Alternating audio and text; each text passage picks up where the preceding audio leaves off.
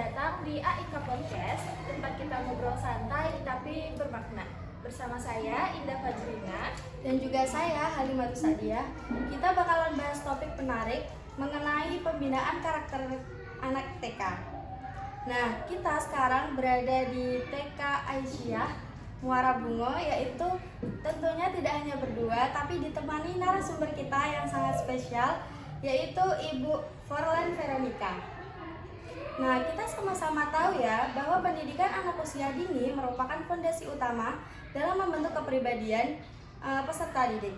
Pada masa inilah nilai-nilai moral, sosial, dan juga spiritual mulai ditanamkan, yaitu dari usia dini.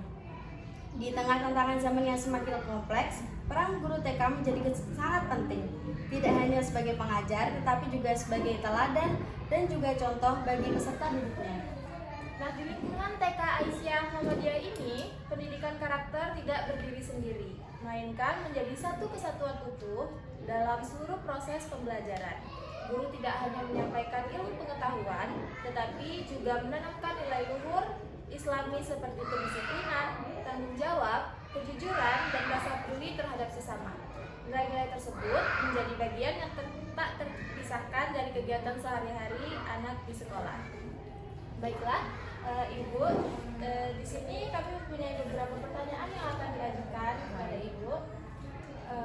Yang pertama, bisa Ibu ceritakan sedikit tentang profil TK Aisyah Bustanul Atfal. TK Aba ya? Aisyah Bustanul Atfal.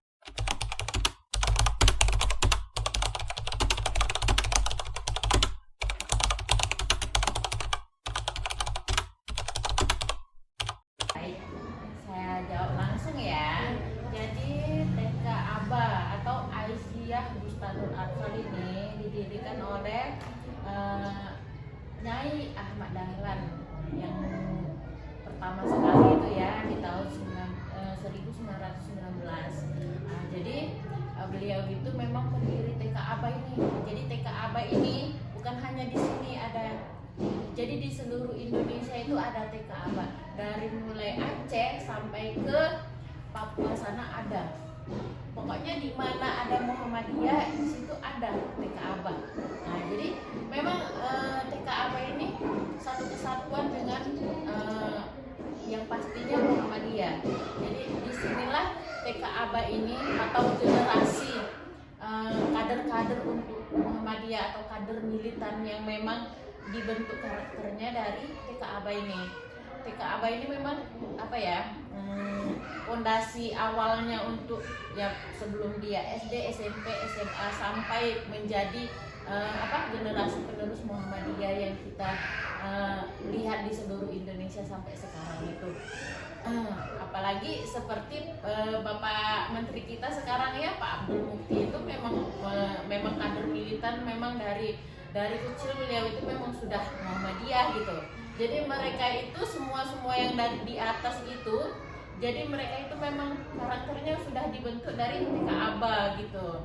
Jadi untuk kedepannya mudah-mudahan lebih di TK kita ini, TK Aba Bungo ini bisa lebih banyak lagi kader-kader atau calon-calon generasi penerus yang sudah ada di atas di seluruh Indonesia ini gitu. Nah, jadi untuk profil yang khususnya di TK Aba Bungo ini, kita ini seperti TK Aba Bungo lainnya, kita berbasis agama, yaitu kemuhammadiyaan. Muhammadiyah itu kita tahu sendiri, Muhammadiyah itu ajarannya murni dari Al-Quran dan Sunnah. Ya begitu juga yang sudah kami ajarkan di TK Aba ini. Jadi mungkin sampai sini dulu jawabannya, nanti takutnya pertanyaannya ada ke yang lebih itu lagi. Kalau saya jawab semuanya nanti ada lagi pertanyaan. Yuk lanjut pertanyaan kedua. Nah, untuk tantangan utama yang biasa dihadapi oleh guru-guru dalam menanamkan karakter itu apa sih, Bu?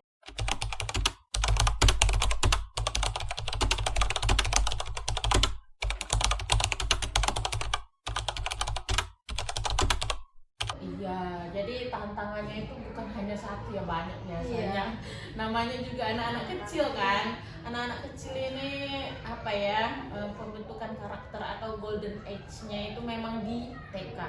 Di TK itu, apalagi kita ini di TK kita ini bukan hanya TK, dia ada program kelompok bermain di usia 4 sampai 5 tahun, dan yang di TK itu usia 5 tahun sampai 6 tahun. Jadi dia berjenjang. Jadi dari mulai yang memang anak ini dari rumah yang belum sama sekali bisa bersosialisasi dengan atau berinteraksi dengan teman-temannya, di kelompok bermain ini mereka dikenalkan dengan temannya yang masih baru dikenalnya, orang lain, bagaimana mereka menghadapi orang yang lebih tua, bagaimana mereka beradaptasi dengan orang-orang baru begitu. Tapi kalau untuk di TK taman kanak-kanaknya, mereka ini sudah lanjutan dari kelompok bermain tadi.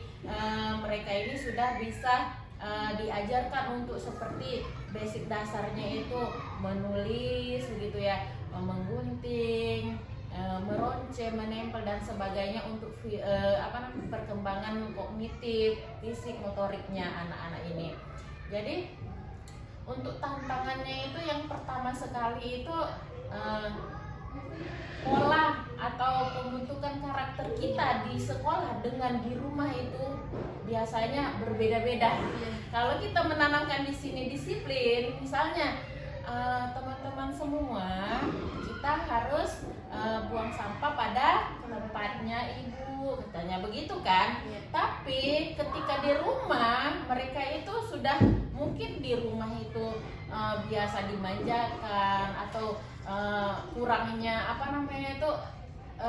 ke pengetahuan orang tuanya, atau memang mereka terbiasa dilayani oleh ada mungkin mbak-mbaknya di rumahnya.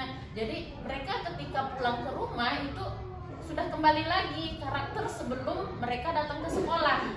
Di sekolah mereka sudah disiplin, tiba di rumah kembali itu mereka kembali lagi seperti semula yang memang kurang disiplin mungkin gitu. Jadi kalau misalnya dia membuka jajan atau bekas apa itu yang sudah ada plastiknya atau sampahnya itu, ya mereka buang sembarangan lagi gitu. Jadi itu yang kadang kurang sinkron dari sekolah dengan orang tuanya. Jadi tapi dengan begitu kami tidak bosan juga dengan menanamkan terus-menerus untuk yang namanya disiplin atau tanggung jawab anak setiap harinya. Yang pasti sekolah TK Aba ini dari mulai Senin sampai dengan hari Sabtu itu tetap guru-gurunya tetap konsisten melaksanakan yang pembelajaran yang memang kita tanamkan ke anak-anak didik kita ini. Jadi kami ada juga memang mengadakan yang namanya kerjasama dengan orang tua, seperti misalnya parenting dengan orang tua itu yang paling wajib itu kalau di TK Aba itu, karena kita yang mendidik anak ini bukan hanya kita yang di sekolah. Sekolah pertama anak itu ya di rumahnya, karena dia di sekolah itu cuma ya 3 jam paling ya, 3 jam di sekolah itu, selebihnya 1 kali 24 jam mereka sama orang tuanya begitu. Jadi yang paling banyak yang membentuk karakternya anak ini ya di rumahnya, baik itu ayahnya, baik itu ibunya atau kakaknya atau abangnya begitu. Jadi begitulah salah satu faktor tantangan yang ada di TK Aba Bungu ini begitu. Oke, bisa dilanjut ke pertanyaan ketiga. Ya Bu, dari tadi kita berbicara tentang kedisiplinan seorang anak sejak dini ya Bu. Pasti setiap sekolah dan juga setiap guru punya strateginya masing-masing kan Bu. Betul. Nah, bagaimana strategi yang digunakan guru TK Aba Muhammadiyah untuk menanamkan sikap disiplin pada anak usia dini?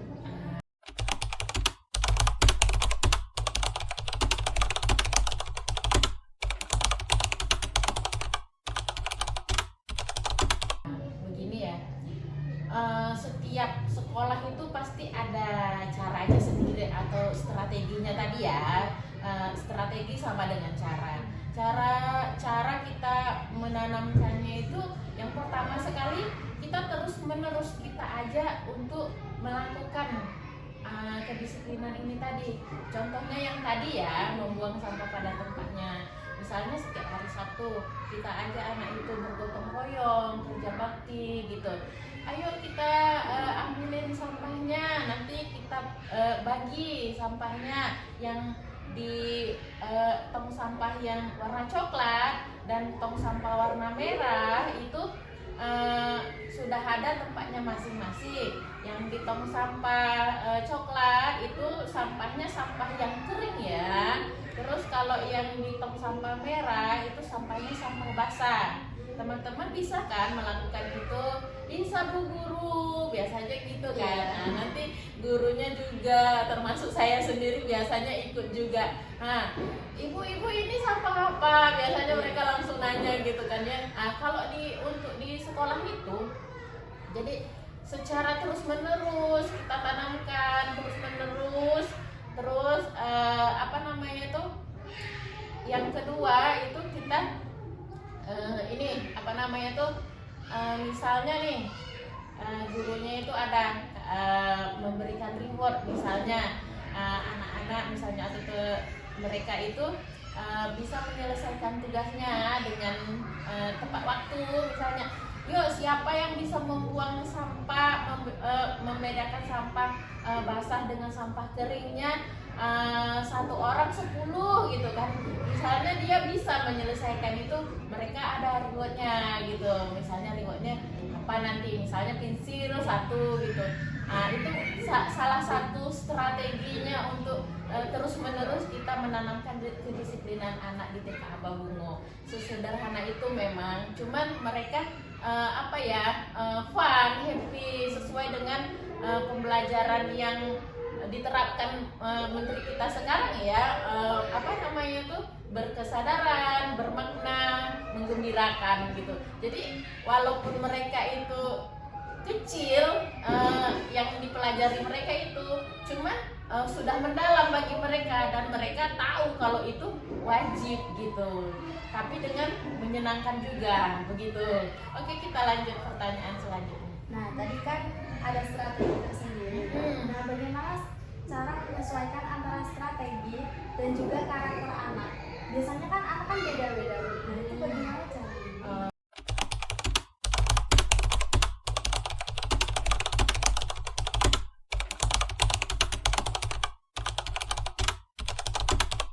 Kadang ya ada juga yang nggak nurut ya anak ini kan, yang maksudnya tuh agak bahasa kita di sini tuh lasak gitu ya, dia itu nggak mau diem gitu kan, ada memang. Cuman ya kita lakukan pendampingan, misalnya namanya siapa ya, Abil panggilannya. Abil kenapa sih nggak mau ini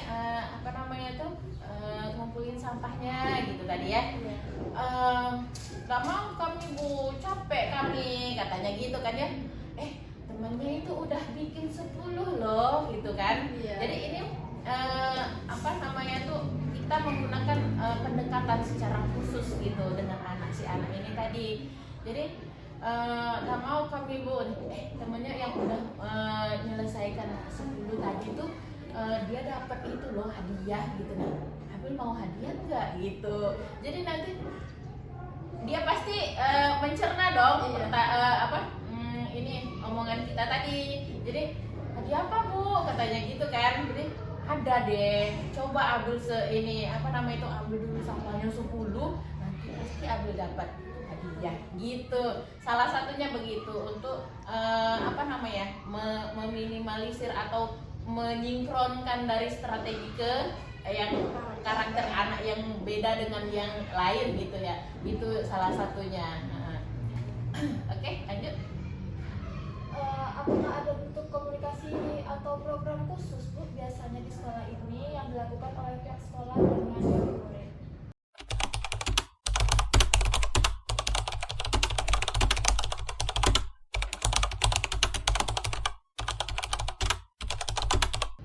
Ada. Salah satunya tadi parenting ya. Kita kan parenting itu bukan hanya 1 kali. Biasanya kita itu 2 bulan itu 1 kali. Jadi parenting itu atau kadang 3 bulan 1 kali. Ada parentingnya itu misalnya misalnya nih, memang kita ajak wali murid itu rapat, kita ajak bersama dengan komite juga gitu kan, untuk membahas perkembangan anak. Memang ada di situ. Terus yang paling ininya ya, paling detailnya kita bahas biasanya itu di kita pas menunjukkan capaian pembelajaran anak. Ya, capaian pembelajaran anak. Ini bunda kita tanggal 15 nanti kita buat pengumuman di grup kan. Nanti tanggal suratnya juga ada gitu kan ya. Komitenya juga kita hubungi gitu kan. Nah, misalnya tanggal 15 kita di sekolah ya gitu. Kumpul gitu kan di sekolah. Nanti kita panggil satu-satu berdasarkan nama muridnya kan. Bunda, ini apa sih?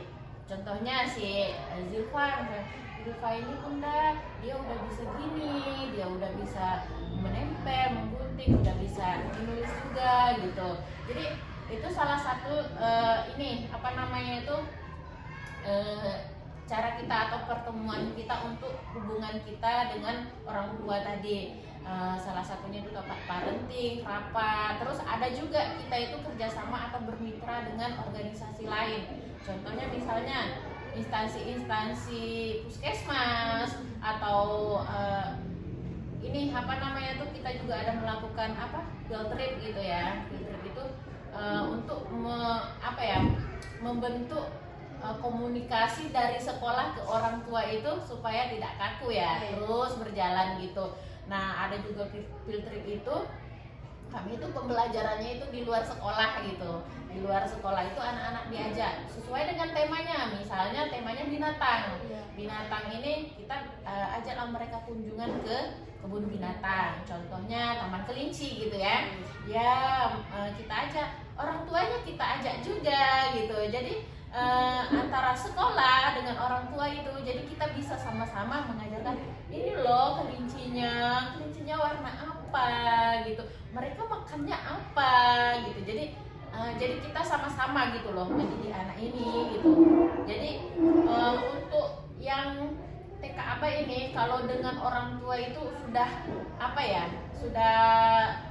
signifikan lah ini itu kerjasamanya dengan orang tua begitu. Ini untuk pertanyaan reflektifnya, Bu. Menurut Ibu, apa yang paling penting yang dimiliki seorang guru untuk mendidik karakter peserta didiknya termasuk anak usia dini?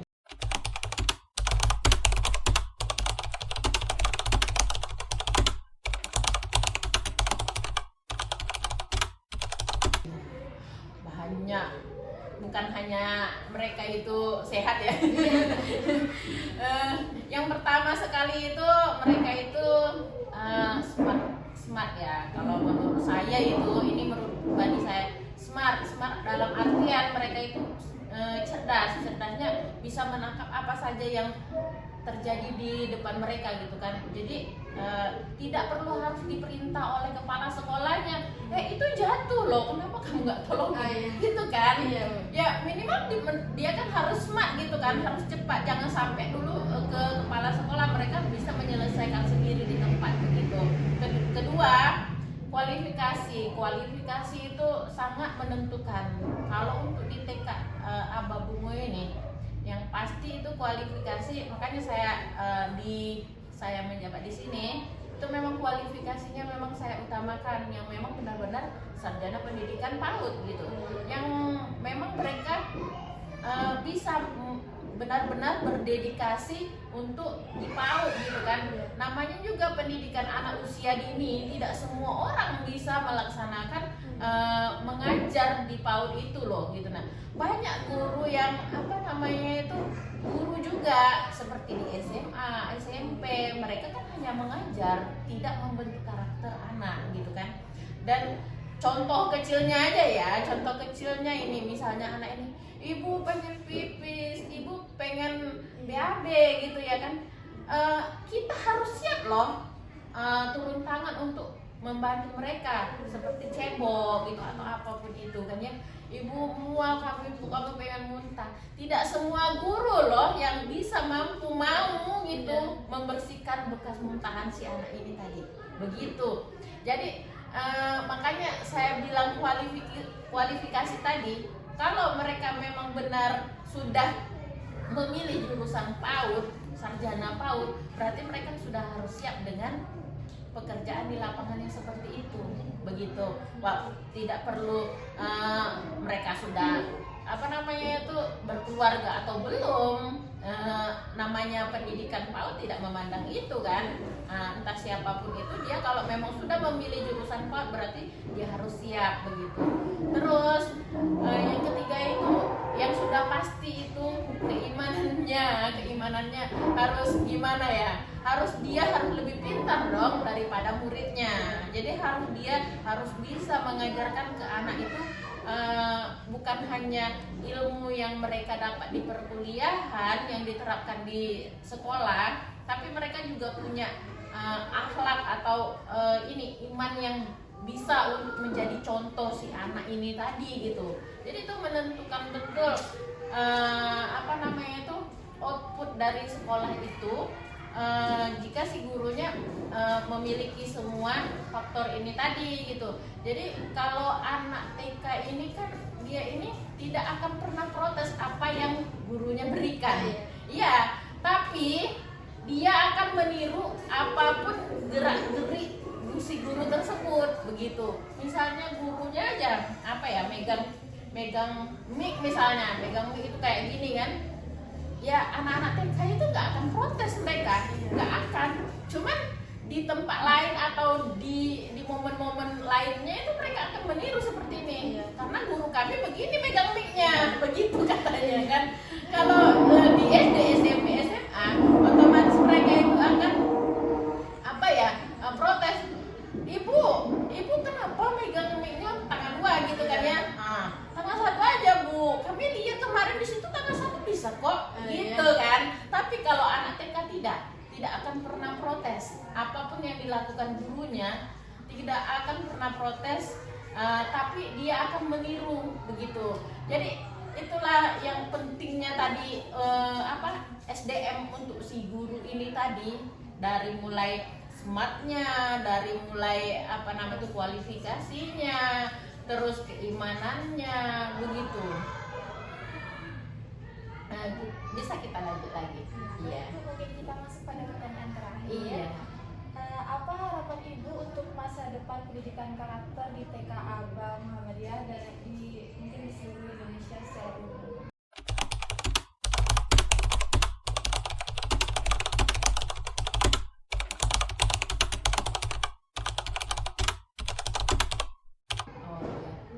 Harapannya itu banyak ya, namanya kita berharap.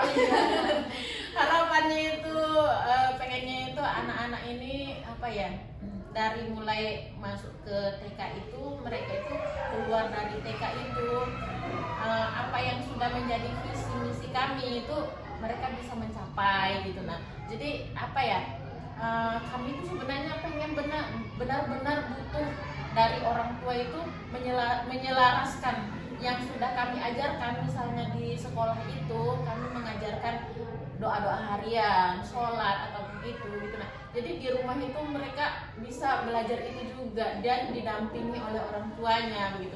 Itu harapan terbesar kami lah untuk membentuk generasi penerus yang mungkin yang dulu-dulunya tidak didapatkan oleh orang-orang tua kita gitu ya. Jadi kami itu benar-benar di bawah ini yang pendidikan karakter yang fondasi anak ini, kami itu pengennya itu supaya pendidikan anak itu bukan lagi hal yang pilih orang yang berada gitu. Pengennya itu merata semua, mereka yang ekonominya beda dengan yang lain itu tetap merasakan begitu. Jadi makanya kami juga itu ada di sekolah ini, bagi yang ibaratnya yatim atau tidak mampu itu biasanya kami berikan uang pendaftaran dan uang kayak gitu, biasanya begitu. Dan saya harap tuh sekolah-sekolah lain itu bisa juga untuk melonggarkan sedikit lah gitu kan, apa namanya itu apa masalah keuangan untuk supaya yang lain tidak bisa mendapatkan apa sekolah di TK itu, yang ekonominya mungkin di bawah itu kan ya, bisa merasakan juga sekolah di TK, karena sekolah di TK itu sangat penting, apalagi sekarang ini sudah digalakkan dan memang sudah disahkan pendidikan anak itu kan wajib 13 tahun kan, yang selama ini hanya 12 tahun begitu. Jadi dengan sudah diterapkannya peraturan wajib sekolah 13 tahun itu, jadi itu di TK itu sudah wajib sekarang gitu. Jadi saya tuh apa ya, mirisnya itu ada yang langsung masuk SD gitu kan. Kasihan dengan mental si anak tadi kalau mereka tidak di TK dulu begitu. Jadi harapannya itu semua anak-anak itu bisa melalui jalur TK dulu. Syukur-syukur bisa kalau bermain dulu begitu. Jadi apa ya, maksudnya tuh benar-benar karakter dari pondasinya itu terbentuk dari awal gitu. Jadi dia itu benar-benar kokoh pondasinya untuk melanjutkan pendidikan selanjutnya begitu. Nah itu harapannya gitu. Nah itu dia obrolan dari kita hari ini, sangat memotivasi sekali ya. Nah terima kasih sudah nemenin kita di sesi kali ini. Saya pamit undur diri. Saya Halimatus Sa'diyah. Saya Indah Fajrina. Kita pamit undur diri. Assalamualaikum warahmatullahi wabarakatuh.